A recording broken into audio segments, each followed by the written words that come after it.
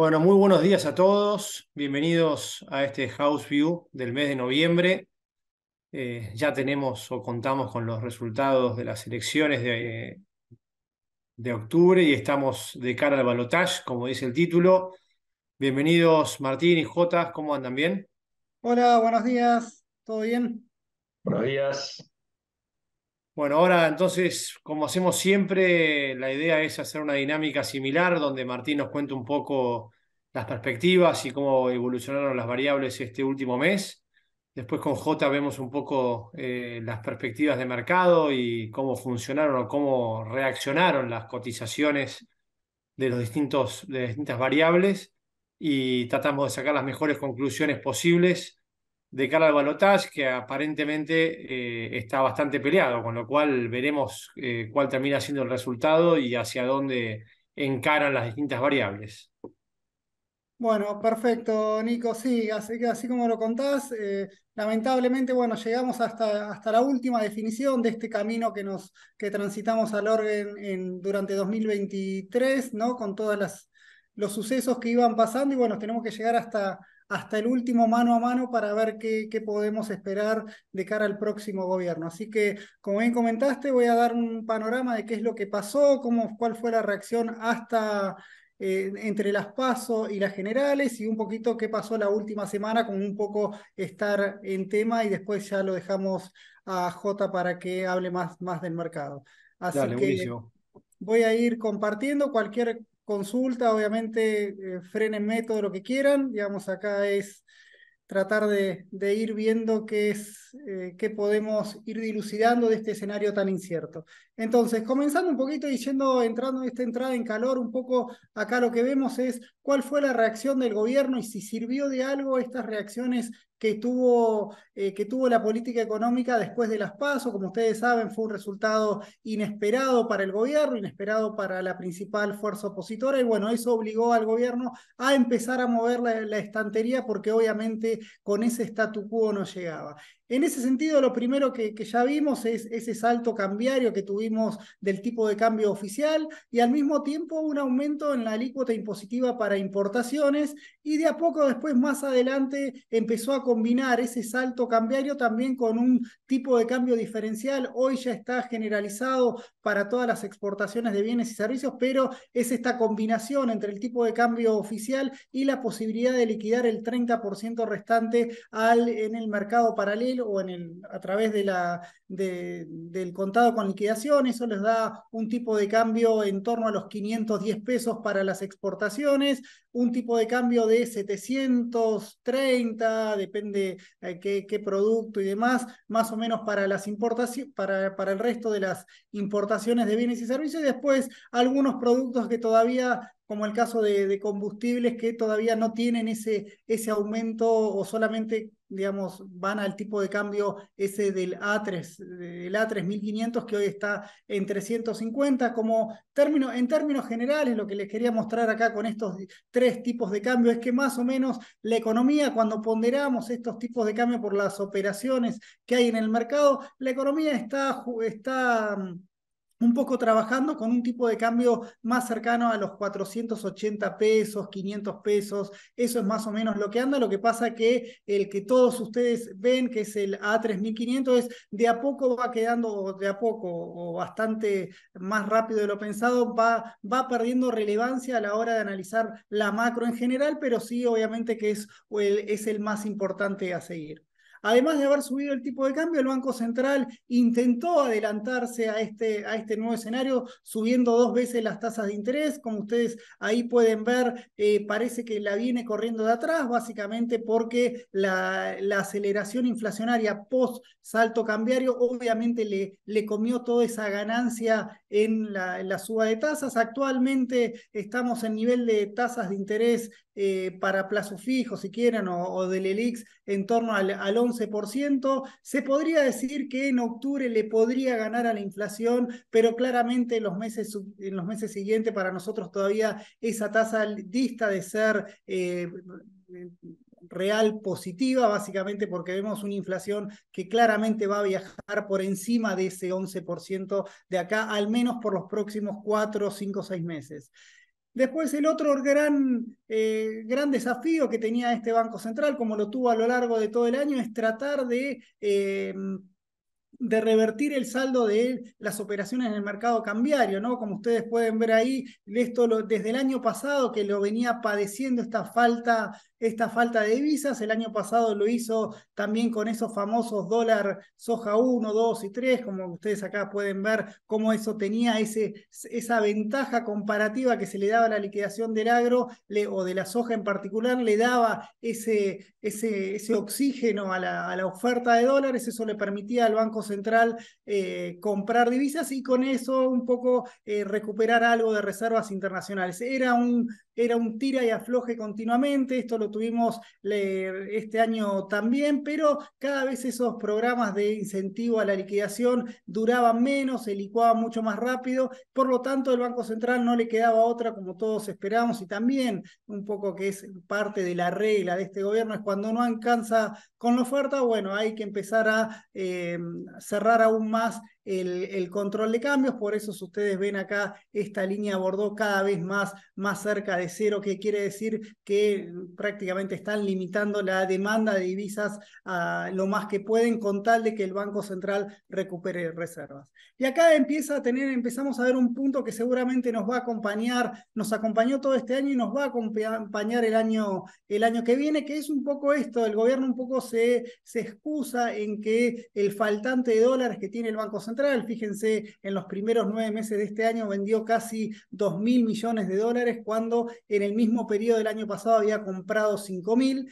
En ese sentido es cierto que el agro liquidó muchísimo menos, fíjense de 33.000 millones a 13.000, es decir, acá están los famosos 20.000 millones de dólares de menor oferta, pero también tuvo algunas cuestiones favorables este gobierno que un poco tampoco las dice, que es esta mejora en el saldo de energía de casi menos 5.000 a prácticamente poquito menos de casi menos 1.000, es decir, recuperó ahí 4.000 millones de dólares y después viene el otro gran componente que es el resto de las operaciones en lo cual achicó este déficit de divisas, ¿no? Es decir, acá la demanda neta fue menor de 24.000 a menos 14.000, casi 8.000 millones de dólares, ahí es lo que ahorra el Banco Central, pero es un ahorro un tanto mentiroso, por lo menos, no sé si mentiroso, pero un poco tramposo, en el sentido de que esa menor demanda neta de divisas se da en un contexto en el cual el Banco Central no está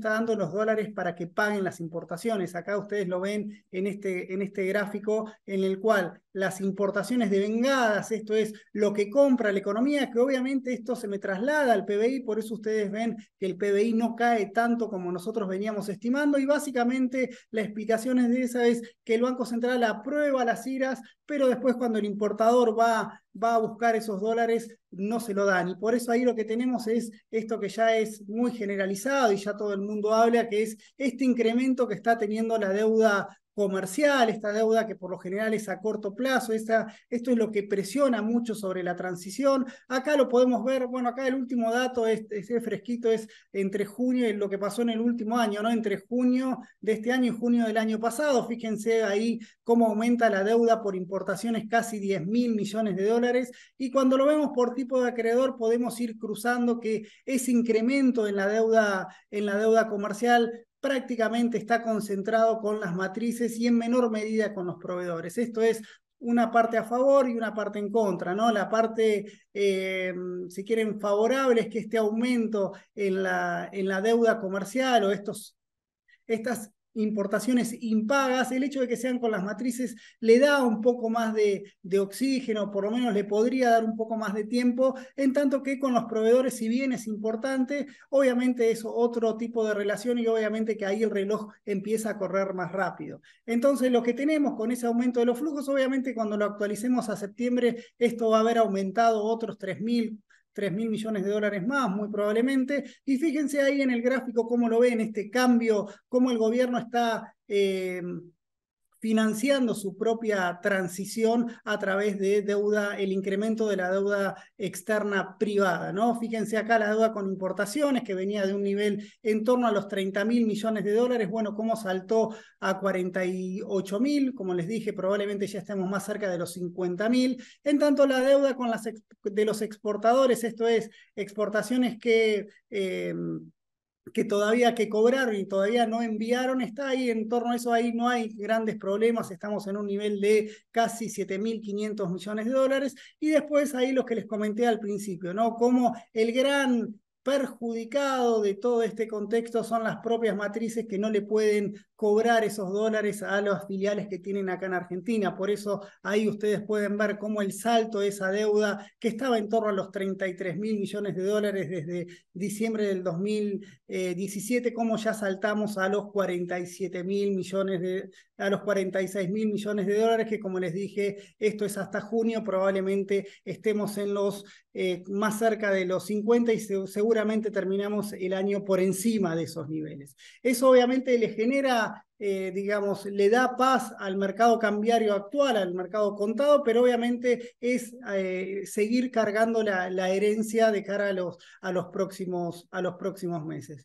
Por otro lado, todo este esfuerzo que hizo el gobierno con tal de recuperar reservas internacionales, bueno, le duró muy poco, digamos, es muy, digamos, se le escurren los dólares al Banco Central, y fíjense cómo se dio vuelta esta relación. Nosotros hasta el House View pasado lo que le mostrábamos era cómo el esfuerzo, prácticamente todo lo que compraba el Banco Central en el mercado de cambios, con todo ese esfuerzo de devaluación, tipos de cambios diferenciales, control de cambio y demás, prácticamente se compensaba con eso, con la utilización de reservas para comprar bonos. Bueno, fíjense cómo ahora cuando entra un nuevo mes, esto se profundizó en el sentido ya, ahora estamos a que la mitad de lo que compra, digamos, prácticamente entre lo que interviene en el mercado cambiario, que fueron casi 1.200 millones de dólares, fíjense cómo se le escurrió a través de la compra de bonos, que no es solamente menos 1.100, sino que fueron casi 2.600 millones de dólares de reservas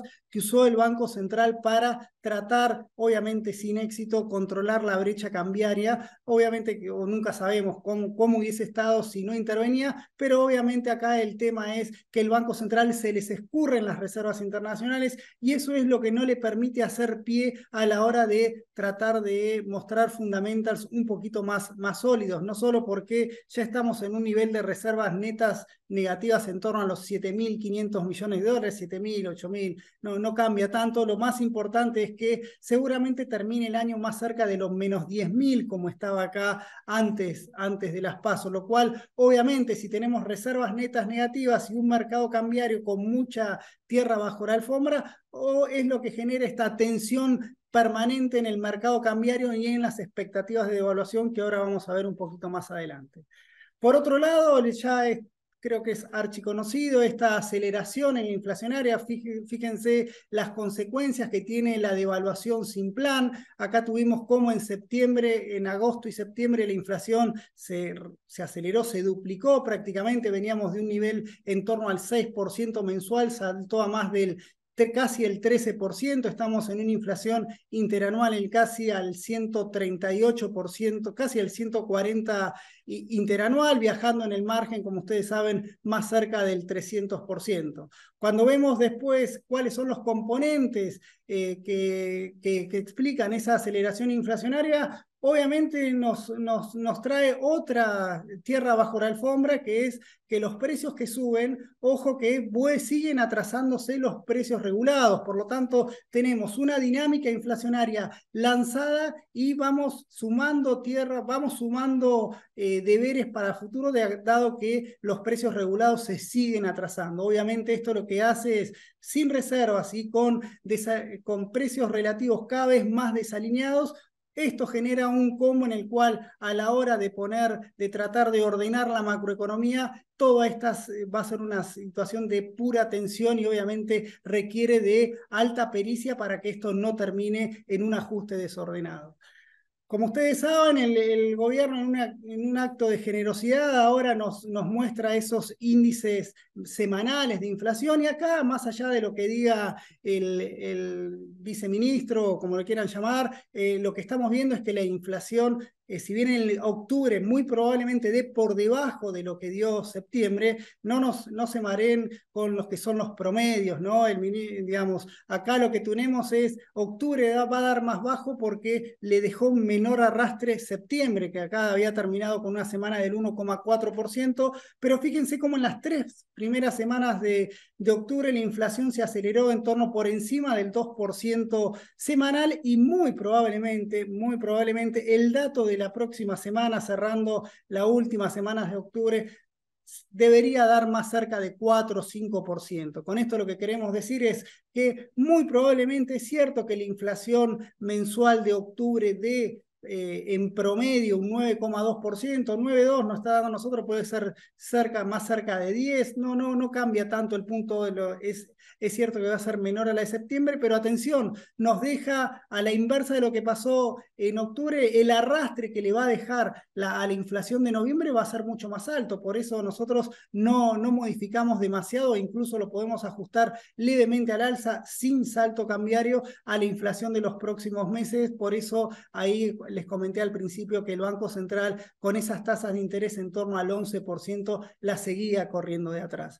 Y acá nuevamente, y seguimos insistiendo con este tema, esta inflación tan enjabonada, ¿no? Porque es muy difícil. Fíjense acá la tendencia, nosotros nos vamos olvidando cómo vamos subiendo escalones inflacionarios cada vez más rápido. Fíjense, pasamos de una inflación del 3% mensual al 6% sin darnos cuenta y ya estamos en una inflación del 6% a muy probablemente por encima del 10% mensual. Esto lo que hace es que independientemente de la voluntad que veamos en el corto plazo, si una semana cayó respecto a la otra, lo cierto es que Argentina está en un nuevo régimen inflacionario. Obviamente acá hay tendencias, hay inercias que se van sumando y por eso va a ser cada vez más difícil salir de este esquema de alta inflación y que no se espiralice. Lo ponemos acá ahí como una guardia, alguien que nos está observando cómo fue la hiperinflación del 89. Fíjense que no es que eso es de una vez y para siempre.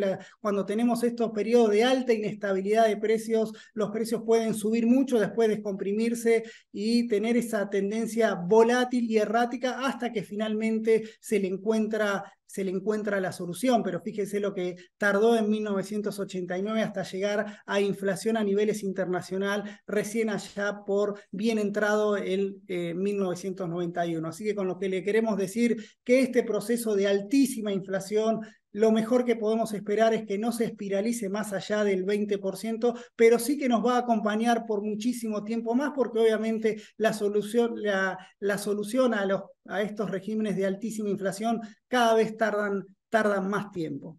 Por otro lado, esta aceleración inflacionaria que tuvimos obviamente nos hace retroceder. Fíjense cómo Argentina tiene ese problema, cada vez se da un paso para adelante y después retrocede 2 hacia atrás, fíjense, o retrocede 2. Fíjense lo que hizo con el tipo de cambio nominal y el tipo de cambio real cuando hizo ese salto del tipo de cambio de 300 a 350, ¿no? Tuvimos ahí ese salto del 22%, obviamente en el día 1 tuvimos esa ganancia del tipo de cambio real y el tipo de cambio real multilateral, pero fíjense a medida que la inflación empieza a socavar esa ganancia de la competitividad, bueno, no solamente ya perdió todo, sino que está casi un 9% abajo de lo que estaba recién en agosto, y si lo consideramos un poquito, vamos a tomar un poquito el resto de las monedas, dado que el dólar a nivel global se fortaleció, bueno, estamos en un tipo de cambio que respecto a agosto del año pasado respecto al 11 de agosto ya está un 11% por debajo de ese nivel. Si lo vemos en una perspectiva histórica, hoy estamos, si quieren, acá no, perdónenme, no se los hice al 350 de hoy, tómenlo como un número índice, pero hoy estamos en 86,3, muy probablemente con las dos inflaciones que que requieren entrar sin ajuste de ese tipo de cambio, estaríamos más cerca del tipo de cambio que teníamos a diciembre del 2015 y muy probablemente empecemos a testear ese tipo de cambio real atrasado que teníamos allá por noviembre de 2001. Así que esta es la otra herencia que tenemos, es decir, no solamente tenemos alta inflación, no solamente tenemos bajo nivel de reservas internacionales, sino que además tenemos un atraso cambiario que obviamente vamos a tener que corregir en un contexto en el cual, no lo tengo acá, pero los precios de las materias primas, si bien se mantienen en niveles históricamente altos, todavía no logran compensar esa pérdida en la competitividad que vamos a seguir teniendo y probablemente arrastrando. Entonces, con eso es lo que tuvimos de cómo llegamos a las PASO. Acá, mi objetivo acá no es hacer un análisis político. Para el que lo quiera ver, el jueves pasado tuvimos una charla con Lucas Romero y él nos explicó muy bien cómo fueron estos resultados, por qué la sorpresa, así que seguramente lo vamos a publicar en perspectivas en estas horas o en estos días. Pero acá lo que les queríamos mostrar acá es cómo a nosotros se nos fue corriendo el arco ante cada evento que teníamos. Habíamos empezado la perspectiva de este año electoral con un triunfo de Juntos por el Cambio, incluso nos animábamos a decir en primera vuelta, considerando los resultados que teníamos en las elecciones provinciales, vinieron las PASO y ahí obviamente nos sacudió ese escenario y tuvimos que empezar a ver a la opción de Milei y La Libertad Avanza como el gran favorito y nuevamente las encuestas lo ponían ahí a veces arañando el triunfo en primera vuelta y bueno, viene la sorpresa y que tuvimos que fue que el oficialismo, que la verdad nos pegó una paliza en todo el país es el gran favorito de cara al balotaje. Cuando hacemos un poco la aritmética de estos votos, obviamente nosotros siempre sabemos que los balotajes es difícil que uno gane por paliza, no va a haber una diferencia muy grande, pero lo cierto es que de acuerdo a lo que vimos, donde tendríamos que empezar a hacer el foco es a dónde van a ir el resto de todos estos votos que no fueron ni para Massa ni para Milei. Obviamente las miradas se las lleva lo que esté pasando por Juntos por el Cambio. Una parte lo apoya a Milei explícitamente y otra parte por ahora está diciendo que se mantiene neutral, no ir a votar. Así que ahí cuidado porque puede estar la definición de estas elecciones, no solo porque lo que necesita Milei es que si no lo van a votar, al menos que no vayan a votar a Massa, que esa es un poco romper esa neutralidad. Entonces, el escenario sigue abierto, nos parece que el oficialismo corre con el caballo del comisario y hoy por hoy lo mete como favorito, pero bueno, el escenario está abierto y considerando nuestra performance a la hora de estimar escenarios electorales, les sugeriría de mantener la expectativa de qué es lo que puede pasar dentro de 3 semanas. Pero el escenario está abierto, nosotros creemos que con los números el oficialismo es el que tiene mayor chance de ganar. Entonces, ¿cuál fue la reacción del mercado ante este escenario? Bueno, fue buena, pero no tan buena. Es decir, lo que teníamos nosotros con el escenario Milei en la cabeza y un poco lo que tenía el mercado era que nos ponía nos daba vértigo, ¿no? Porque era un escenario en el cual la dolarización se iba afianzando, aumentó la cobertura de todos los agentes, el tipo de cambio, como ustedes lo pueden ver acá, superó los 1.000 pesos, el contado con X superó los 1.000 pesos, la verdad, la brecha llegó al 200%, la verdad, era una situación de muchísimo pánico y obviamente también para el día después era una situación de altísima inestabilidad por lo que podría generar si nosotros llevamos el tipo de cambio de 350 a 1.000 de un saque, como era ese escenario que planteaba el escenario con La Libertad Avanza. Lo que tuvimos es, hasta que se demuestre lo contrario, con el oficialismo un poquito más fortalecido y Milei bastante disminuido y también con una necesidad de ir moderando su discurso y un poco archivando ese proyecto de dolarización, bueno, los dólares financieros descomprimieron, pero tampoco es que descomprimieron mucho. Seguimos con un nivel de brecha altísimo, 150%, es inviable para cualquier economía, más a la Argentina. O sea, si bien podemos festejar que no nos vamos al 200%, bueno, no nos hagamos los rulos porque todavía la brecha es totalmente inestable y obviamente es una mochila de plomo para el Banco Central en su afán de querer recuperar reservas internacionales.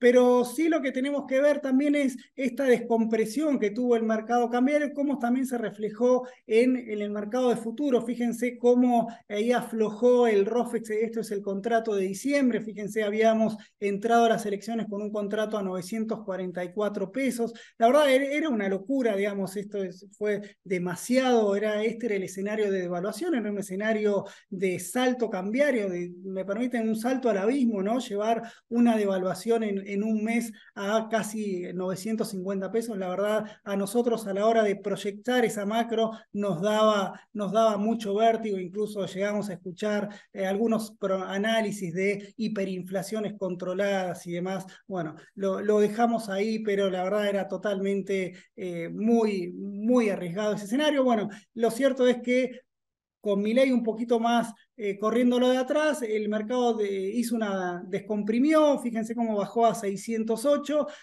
pero lo que queremos mostrar acá es que más allá de esa descompresión, lo que estamos leyendo es, cuidado, que la devaluación va a venir igual. Fíjense cuando vemos las devaluaciones implícitas que está esperando el mercado, está en una devaluación en noviembre en torno al 13%, pero sí ya en diciembre mucho más fuerte, más cerca del 50%, por eso es que vamos a ese tipo de cambio de 608, y después un escenario más de una devaluación, si quieren, siguiendo a la inflación que obviamente se va a acelerar el día después. Así que este escenario que está mostrando el ROFEX nos va mucho más cercano a lo que nosotros estábamos esperando en cuanto a qué macro nos imaginamos después que se defina el balotaje.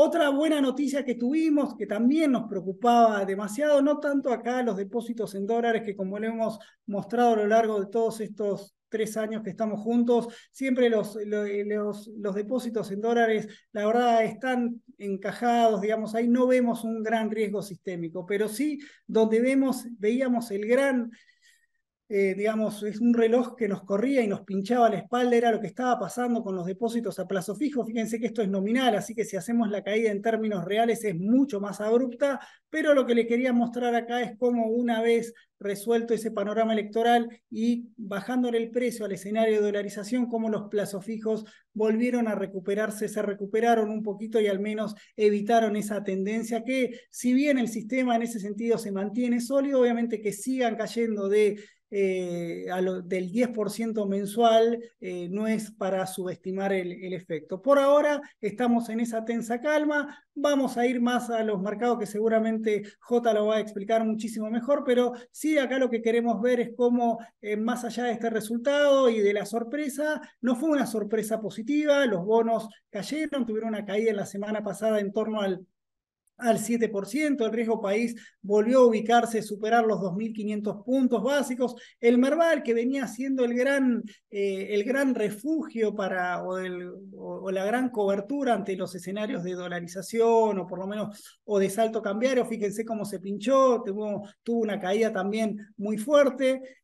Acá lo ven en perspectiva histórica y acá también les quería mostrar un poquito de cuidado, no culpemos también al contexto global por esta suba semanal que tuvo el riesgo país argentino, porque en la última semana los bonos emergentes se recuperaron bien y fueron los bonos argentinos los feos de la película, si quieren así decirlo, hasta la suba que habíamos tenido hasta mediados de octubre, era el escenario global, obviamente empujaba, venían cayendo fuerte, obviamente Argentina mucho más, pero podíamos excusarnos en parte que el contexto internacional empujaba esa caída de los bonos argentinos. Bueno, en la última semana es riesgo país exclusivamente argentino, de acuerdo a este indicador que vemos. Incluso si lo vemos con países más cercanos a Argentina, se ve mucho más palpable esa diferencia. Y finalmente, ¿cómo vemos esta foto entre los activos? Fíjense cómo era el escenario después de las PASO, cómo aumentó la brecha cambiaria, cómo aumentó los instrumentos dólar link, fueron los más demandados. Como les dije, subió el Merval casi un 70%, una locura todo lo que subió, en un contexto en el cual los bonos soberanos o el riesgo país subía. Bueno, la semana posterior, el único que rescatamos como como un buen comportamiento, es decir, además de la descompresión de la brecha, que fue casi, los dólares paralelos cayeron más de un 15%, fue la recuperación que tuvieron los bonos ajustables por inflación, porque básicamente vamos a un escenario de mayor inflación persistente. Acá lo que teníamos antes, y ya con esto quiero ir cerrando para ir directamente al cuadro que habíamos presentado, el House View pasado, vamos a un escenario en el cual con menos probabilidad de un ajuste rápido, con más gradualismo, un poquito es más de lo mismo, pero con algunos retoques, al menos hasta que el oficialismo muestre lo contrario. Entonces, acá lo que creemos que vamos a un escenario de un desdoblamiento más formal del mercado cambiario. Esto obviamente nos genera que la brecha va a seguir muy alta, que recuperar reservas va a ser una misión imposible. Seguramente después J lo va a ver eso para la tendencia de los bonos soberanos, pero también la inflación va a estar alta, las presiones inflacionarias van a continuar, así que vamos a tener este escenario que vimos, si quieren, en el primer semestre de este año, un poco más consolidado, porque básicamente el piso de inflación es mucho más alto al que era a principio de año. Nosotros creemos que, como ustedes pueden ver en este cuadro, esta columna, nosotros hasta el House View pasado estábamos más cerca de esta, nos girábamos más cerca de esta, o era dolarización o era unificación cambiaria, porque básicamente no veíamos al gobierno con chances. Ahora, típico de Argentina, nos corremos para el otro lado del cuadro y bueno,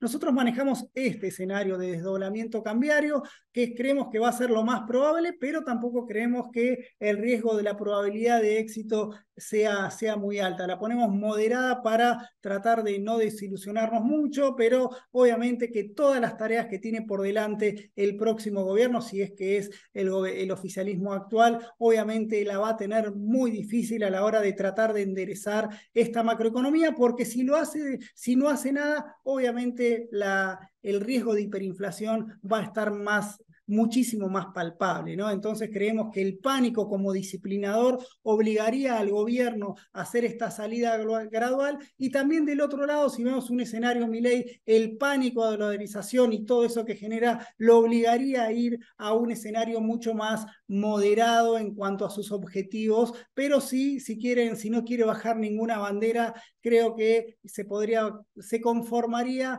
con un mercado cambiario unificado. Y con esto terminamos. Esta es la nota que escribió Juan Pedro, que está en perspectiva, que es un poco el que quiere armarse una cartera global, cómo la distribuiríamos en cada caso, si alguno cree que gana Massa o para el que cree que el escenario lo gana Milei. A ver ahí cómo puede hacer las diferentes combinaciones entre bonos ajustables por inflación, bonos ajustables por tipo de cambios, también entre la parte de bonos en dólares, esta combinación entre dólares, entre bonos soberanos, subsoberanos y corporativos, y también obviamente sin perder de vista lo que puede pasar con los contratos ROFEX y también con la brecha cambiaria. Así que, Nico, J, Gracias, eso es Martín. la presentación que tenía para compartirles, así que bueno, cualquier duda a disposición.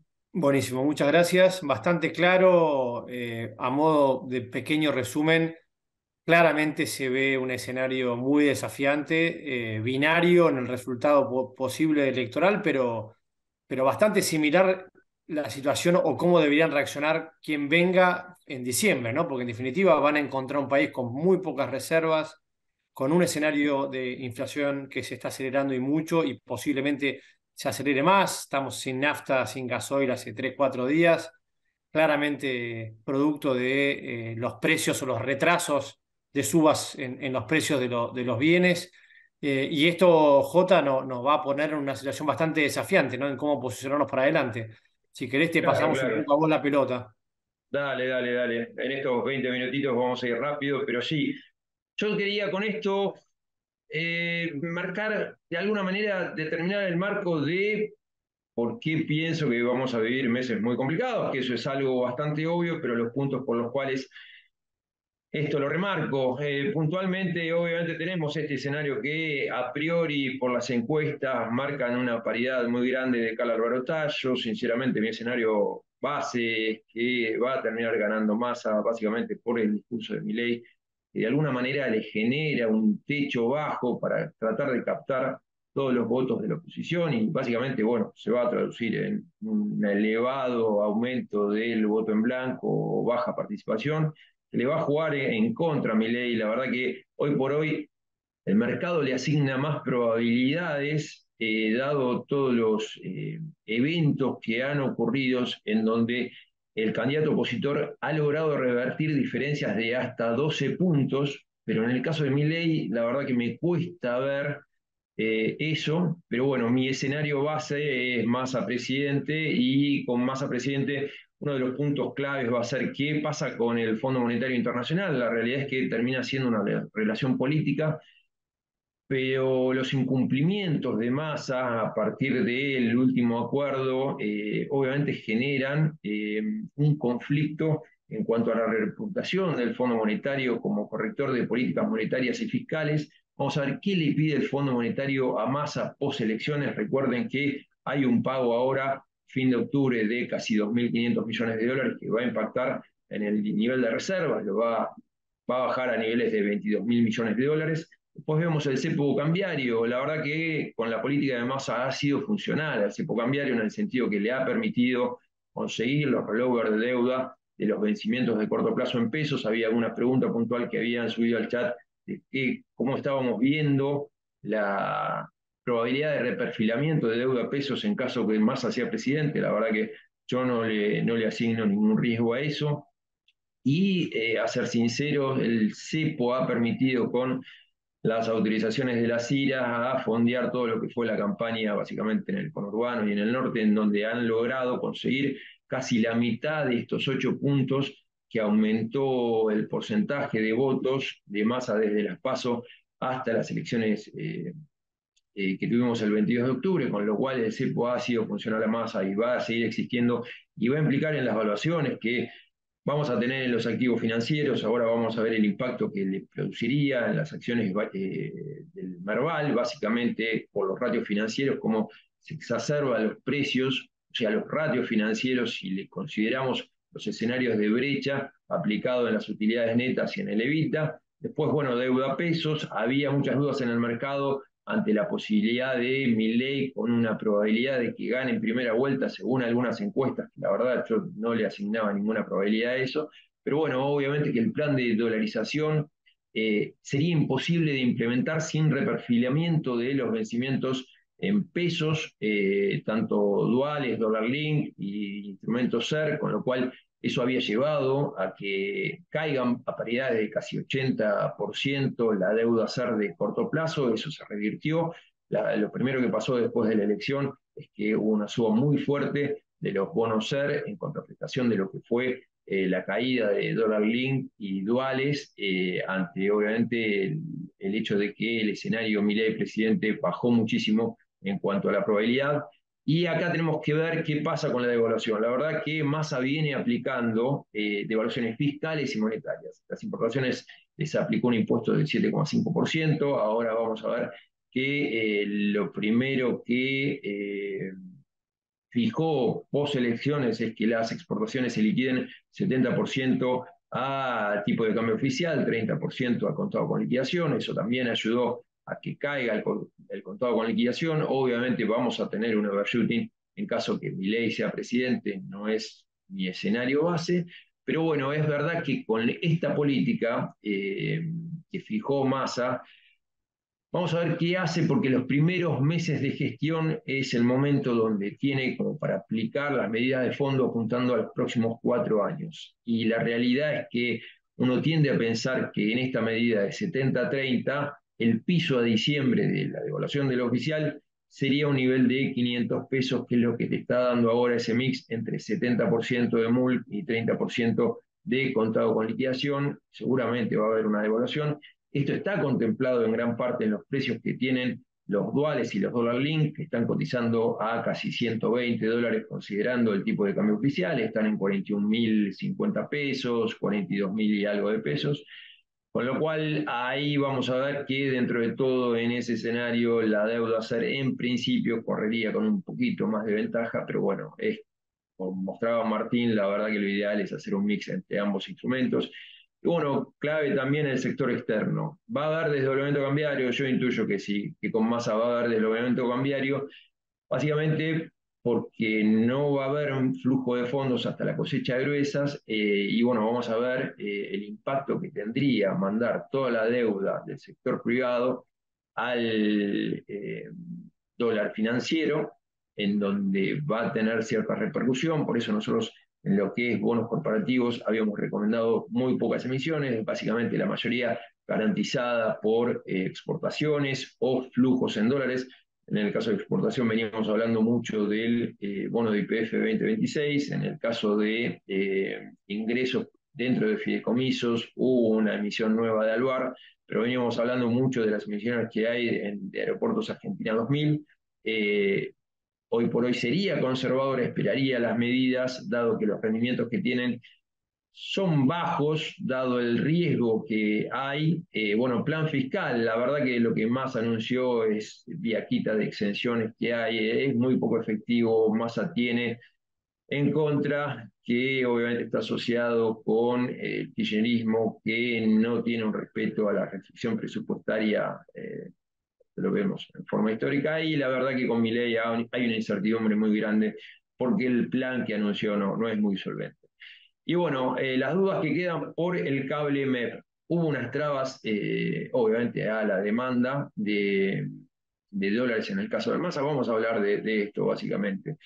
La duda es si no está actuando el validador fiscal para que le permitan a las empresas entrar al MUL para cancelar la deuda. ¿Qué pasa en los próximos 4 años? Van a tomar la decisión de ir al contado con liquidación, hasta cuándo se va a respetar eso. Es por eso que yo les diría, acá vamos a ver dos cuadros de cómo quedó el cable. La parte superior lo muestraba Martín en el proxy de la cantidad de pesos en el sector privado, más el 50% de los plazos fijos dividido las reservas. Ahora está dando niveles de 1.075, tocó previo a la elección por la incertidumbre que generaba este escenario de Milei en primera vuelta, que yo le asignaba muy poca probabilidad, pero bueno, varios hablaban de eso. Recuerden que este es un proxy que está limitado en base a la comparación de stock, con lo cual, si en el denominador, que es reservas, hay un ingreso, obviamente tiene muchísima volatilidad, hay que tomarlo con pinzas. La verdad es que con el pago del Fondo Monetario Internacional ahora a fin de octubre de 1.075, iremos a 1.220, si mal no recuerdo, y falta la emisión de diciembre del déficit fiscal. Es algo para tener en cuenta. La verdad que con todas las normativas que aplicaron últimamente, me estoy refiriendo a las últimas dos que se conocieron, la resolución general de CNB 981 y la 982, se ampliaron los spreads a los que cotizan los distintos tipos de cambios de distintos instrumentos financieros. Tenemos el nivel de intervención de G30 y L30, en donde, bueno, el parking favorece a la L30. El nivel de intervención se dio básicamente en lo que es MEP. Llegaron a invertir 650 millones de dólares en septiembre, algo había comentado Martín. La particularidad de las últimas dos resoluciones es que a todas las personas jurídicas y personas físicas caratulados como inversor calificados, que son los que tienen tenencias de por casi $150.000 cable o MEP en las cuentas comitentes, no pueden aumentar posiciones en CDRs. Esta es la resolución 982 que se conoció hace poco, y eso generó que se amplíe el spread entre los CDRs y los ADRs, en donde sí pueden comprar acciones argentinas mediante el parking, transformarles a acciones internacionales y venderlas. Y bueno, es un spread más que se conoció con estas resoluciones. Es como para aprovechar en cuanto los que no sean inversores calificados a tener en cuenta y armar posición. Y fíjense cómo está el precio. Yo me parece que es una oportunidad. Es verdad que hasta fin de mes el cable va a estar en niveles bajos. Fíjense cómo estuvo evolucionando. En la época, ni bien más había sido elegido ministro de Economía, a precio de dólar hoy, tenemos el cable en niveles de 800 y 700 dólares. Cerró el viernes en niveles de 853, considerando la operatoria de la LED S31O3. Ahora vence esa LED, seguramente el ALECER de noviembre va a tomar la posta en cuanto a las operatorias. Recuerden que es una manera en que se accede a dólar cable MEP para inversores calificados, cartera propia y, bueno, personas jurídicas, que está acorde a la normativa existente. Y si bien vemos que la brecha cambiaria está en niveles de 150%, la realidad es que con este dólar de exportador que veníamos hablando a niveles de 500, esa brecha caería a 70%. ¿Y qué es lo que quiero marcar con esto? Es que en esta etapa del kirchnerismo, en la etapa anterior, había un repudio a lo que era la deuda SER, básicamente por las intervenciones en lo que era la inflación, que se conoce, que daba a publicar el INDEC, que dictaba muchísimo la inflación existente, y ahora lo que está pasando es algo bastante similar con la 3500, con todas las desvirtuaciones que hizo a partir de la presidencia de Massa, con soja 1, soja 2, soja 3, y bueno, ahora todos los dólares Coldplay, este dólar exportación, el dólar importación con impuesto del 7,5%, y esto de alguna manera puede llegar a desvirtuar lo que entendemos que sea cobertura de la 3500, básicamente porque la 3500 no es el tipo de cambio en donde puramente opera el sector externo, dada obviamente la política fiscal que se aplica en el marco que venimos hablando. Ahora bien, niveles de 853, fíjense, en términos históricos, no me parece caro para lo que vaya a venir, y tengamos en cuenta que la duda es si se va a seguir interviniendo o qué es lo que propone Massa post 19 de noviembre. A estos niveles, dada la situación de reserva, no creo que tenga mucho sentido intervenir, y hay que ver si las normativas siguen teniendo la efectividad que vienen teniendo hoy por hoy. Bueno, vemos lo que es la deuda hard dólar. Fíjense, viene lateralizando en los últimos tiempos, en este 2023, en niveles entre 35 y 25 dólares. La realidad que son niveles bajos de paridades, le está poniendo un piso a la deuda venezolana, que está cotizando hoy por hoy en niveles de 20 y 22 dólares de paridad. Obviamente es deuda que está en default, que si bien tiene cupones altos, son cupones que no se pagan, contra nuestra deuda que ustedes pueden ver en gráficas. Tenemos el G35 en niveles de 26 de paridad, el G38, que obviamente, dada la incertidumbre que hay, tiene un marco legal por el Inventure 2005 más fortalecido, está en niveles de 33 dólares, el GD41 27 dólares.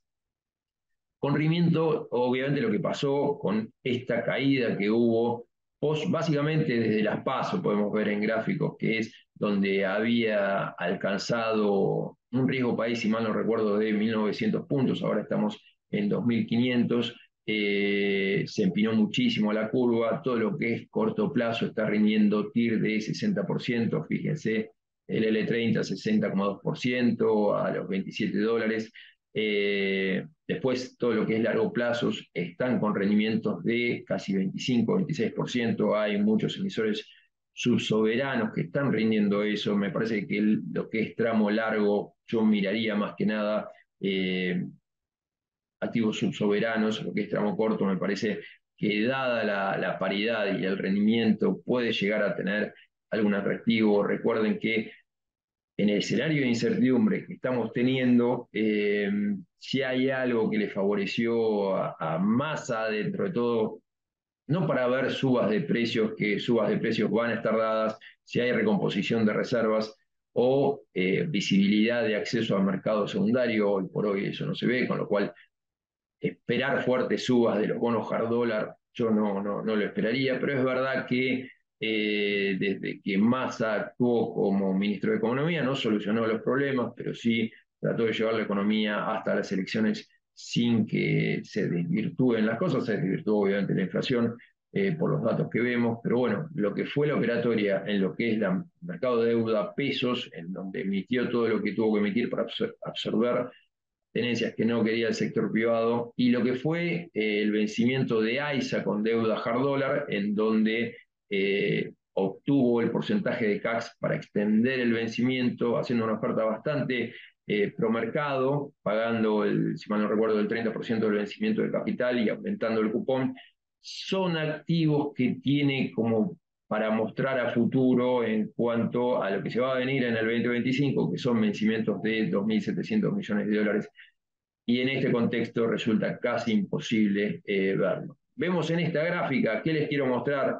Que dentro de todo el escenario internacional que venía siendo benévolo hasta junio dejó de ser, y esto lo vemos con el spread de los bonos triple C corporativos norteamericanos, venían con spread de 800 puntos, la suba de lo que fueron los tramos largos de Treasury, que están rindiendo niveles de 5%, la percepción de que va a haber una desaceleración de la economía norteamericana en el primer semestre de 2024, le está jugando en contra. Ahora están rindiendo spread de 900 puntos, está rindiendo prácticamente 14% en dólares la deuda triple C norteamericana.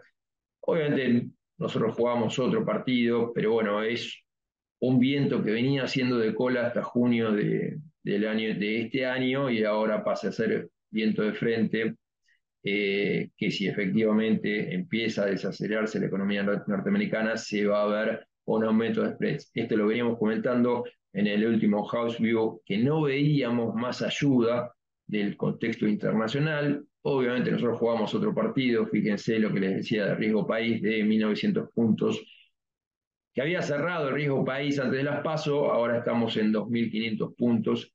Y bueno, esto es clave para lo que viene, que eran los vencimientos que le comentaba. Yo no creo que haya problema. Fíjense, hay dudas en cuanto al vencimiento de diciembre. Yo creo que lo va a pagar, son 1.100 millones de dólares. Seguramente va a terminar usando dólares de encaje de los depositantes para cancelarlo.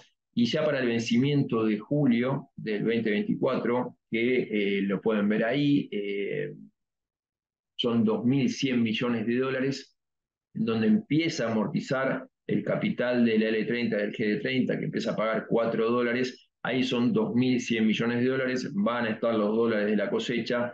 Yo no creo que haya un incumplimiento ahí, pero seguramente para lo que es 2025, con el superávit de balanza comercial no va a alcanzar para pagarlos. Ahí vamos a ver qué propuesta hace, y es muy probable que la propuesta sea a los bonos GD30 y L30, dado que los vencimientos en el 2025 de capital de esos dos bonos prácticamente es la mitad de lo que tiene que pagarle el Estado al sector privado. Esto lo venimos mencionando en los House View, pero bueno, es bueno recordarlo dado bueno, las preguntas que vengo teniendo: si va a haber plata para pagar en enero, va a haber plata para pagar en julio, es algo como para tener en cuenta. Después abajo vemos el spread del L30 al GD30, esto lo veníamos mencionando muchísimo, spread de 30% llegó a estar, era una locura. Ahora achicó a promedios históricos del 13,3%, la realidad es que el tratamiento en cuanto a parking del L30 terminó siendo algo que ayudó mucho a achicar este spread. Bueno, vemos los dólar link, como les decía, están en niveles de 120, 118 dólares, considerando el tipo de cambio oficial. Están con una tasa muy negativa, obviamente a la expectativa de lo que va a ser la devaluación una vez, bueno, que continúe las políticas de Sergio Massa, pero bueno, ya enfocándose a los próximos 4 años y no a lo que pasó. Ahí en este contexto, por lo que les comentaba de esto, este 3.000 a 3.500 desvirtuados por la política fiscal, a mí me cuesta pagar dólar link o duales sobre la par. Es verdad que hay un mix como les comentaba, con bono SER. Vamos a ver en el gráfico, vamos a pasar rápido porque me parece que me estoy quedando sin tiempo. Bueno, este es el escenario que venimos hablando en cuanto a de mantenerse la brecha, como el atractivo que tenían los duales y los dollar link con escenario de convergencia de brecha se disipa de alguna manera. Fíjense, el L30,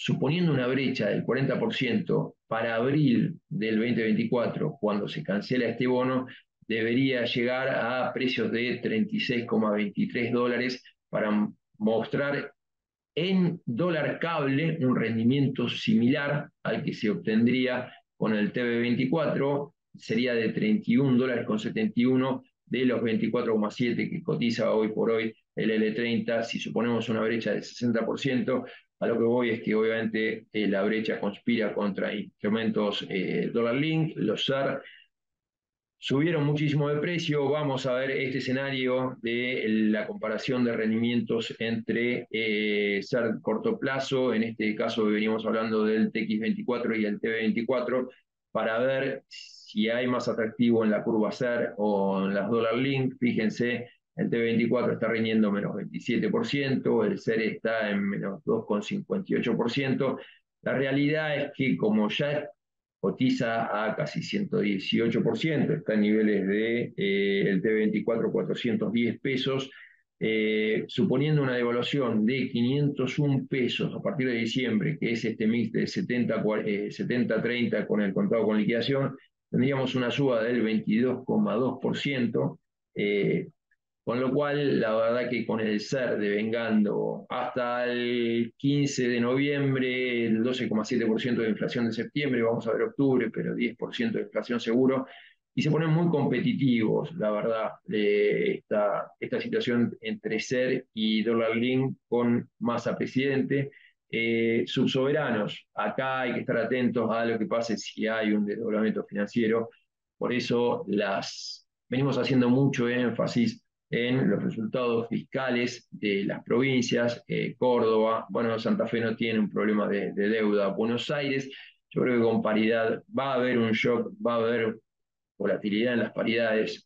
Ciudad de Buenos Aires con paridades bajas o sea, paridades de 85, 81, dado el resultado y el impacto que hubo de los ingresos brutos aplicados a las LELIC. Consiguieron en los últimos 4 trimestres tener un resultado financiero similar a la mitad de la deuda que tiene, con lo cual es como para mirarlo.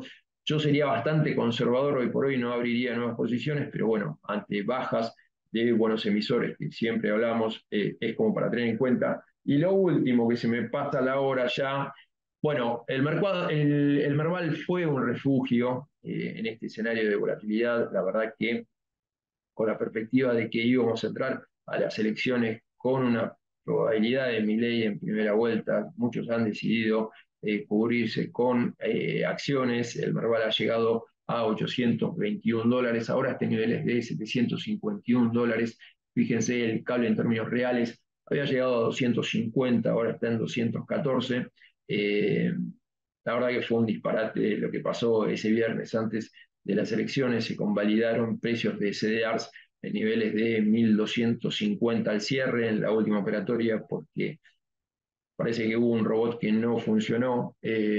Ahora bien, si vemos cómo está el Merval, la verdad que me parece que está caro, hay pocos drivers para mantener el optimismo. Es verdad que muchos actores que no han podido, por limitaciones al ingreso al MULC, armar otras posiciones, han armado posiciones en acciones, y eso explica de alguna manera estos niveles que estamos teniendo en las acciones de Merval. Fíjense, en términos históricos, por riesgo país, a estos 2.500 el Merval debería cotizar en 400 dólares. Estaba la expectativa de un cambio de políticas que juegue a favor de las empresas.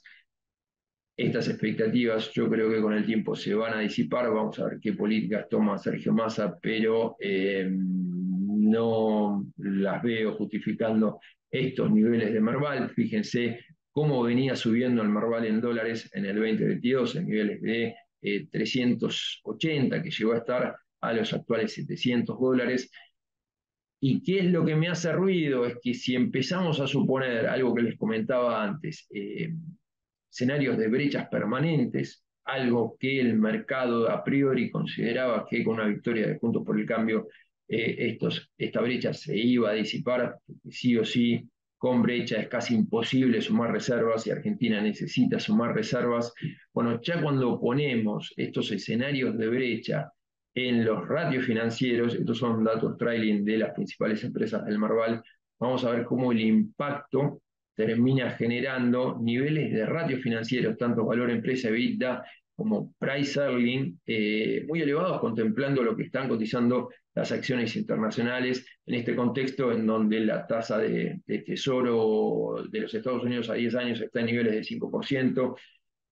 El price earning del Standard Poor's está en niveles de 19 veces ganancias y bueno, la verdad que no parecen ratios bajos para lo que se viene. Por eso yo sería muy cauteloso en las acciones del Merval. Hay puntuales algunos casos como para mencionar, pero yo les diría a tomar una actitud conservadora de cara al balotaje del 19 de noviembre y bueno, después con cash en la cartera, ver qué posibilidades hay. Jota, te hago una pregunta, a ver si me quedó claro un poco el panorama y tomando alguna conclusión de lo que Martín y vos comentaron. Hay cierto nivel de preocupación respecto de que si Massa termina siendo el ganador, perdón, del balotaje, no haya una devaluación fuerte, quizás sí inicial, pero la continuidad sea por medio de un desdoblamiento, que es posible que esto se estire hasta que haya dólares. Hay una condición con el fondo, estamos pagando esta semana, si yo no me equivoco, 3.400 millones de dólares de los vencimientos que se fueron retrasando. Tenemos vencimientos a fin de año de cupones de bonos hard dollar soberanos. Eh, Hay cierto nivel de preocupación respecto a las valuaciones. En acciones me queda claro.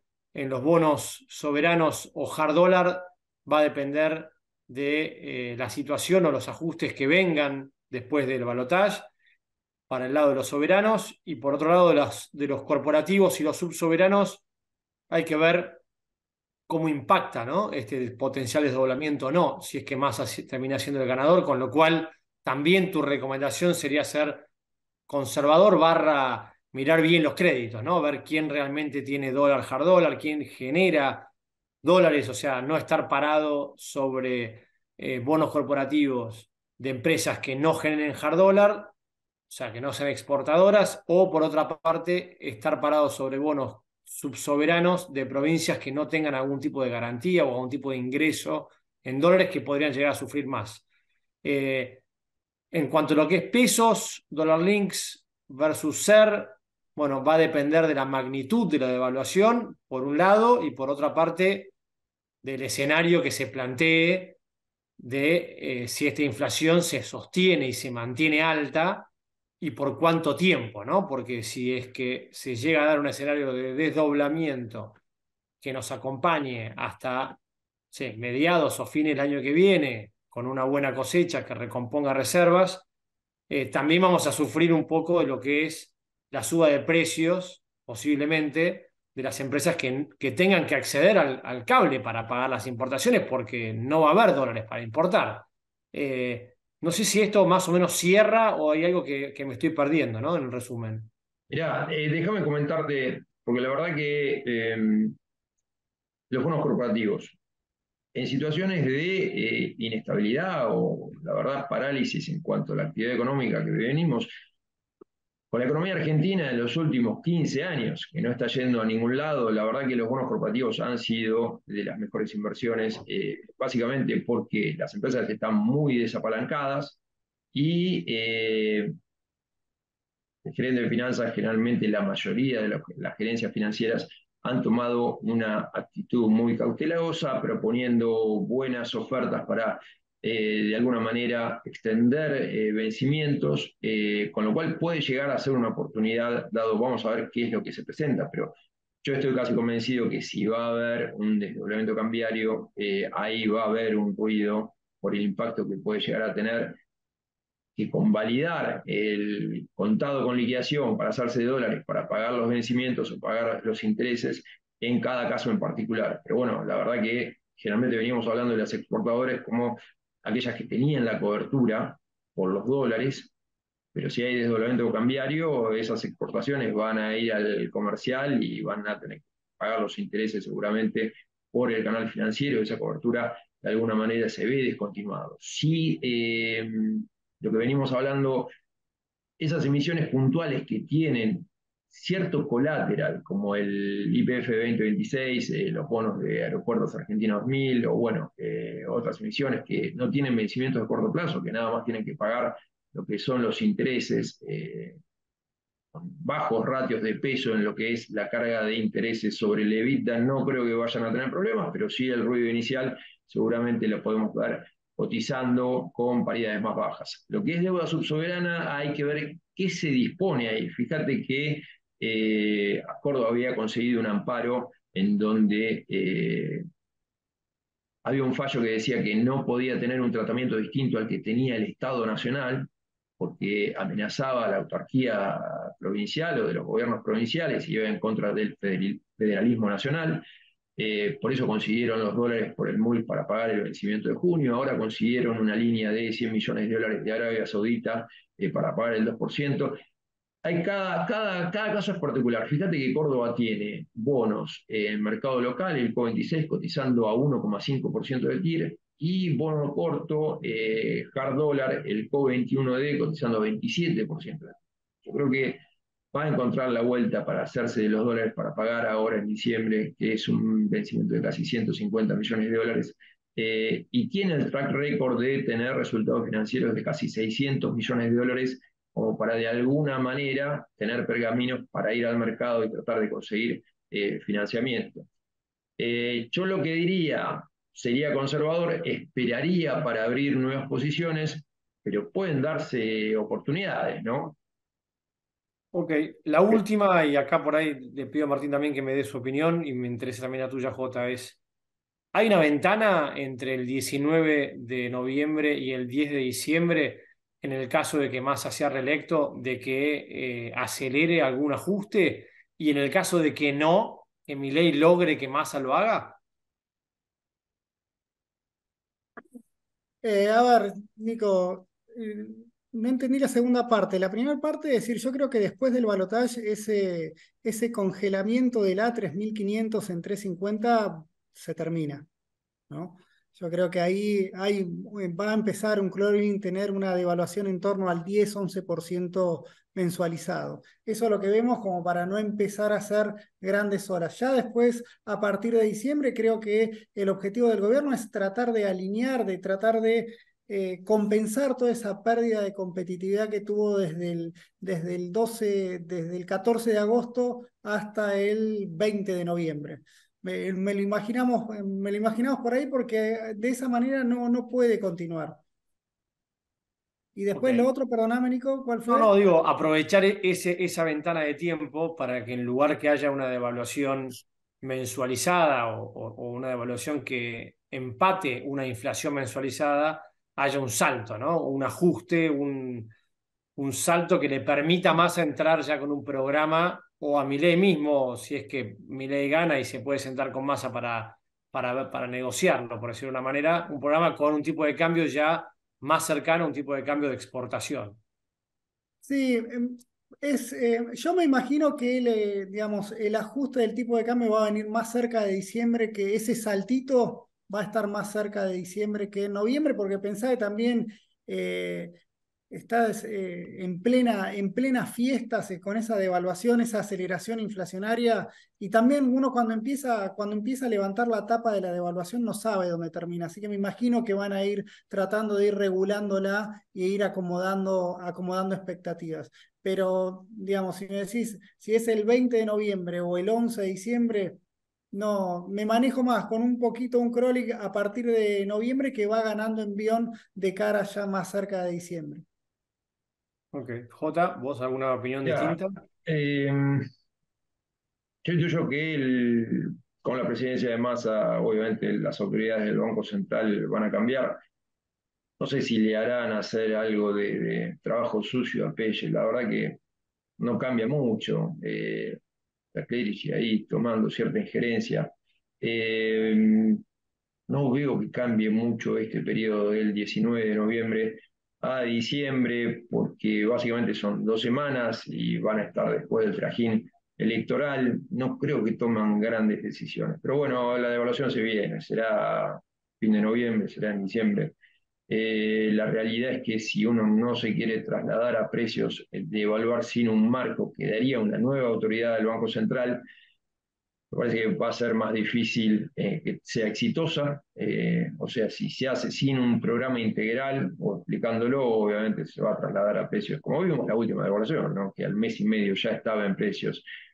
Con lo cual intuiría que cuando lo hagan con algo más integral, más allá de que la probabilidad de éxito, vamos a ver qué es lo que tiene, pero de inicio, de por sí, bueno, va a No, trasladarse. No, no. baja entonces. Ya, Bueno, Jota, Martín, muchísimas gracias. Gracias a todos por participar y esperamos que hayamos sido suficientemente claros.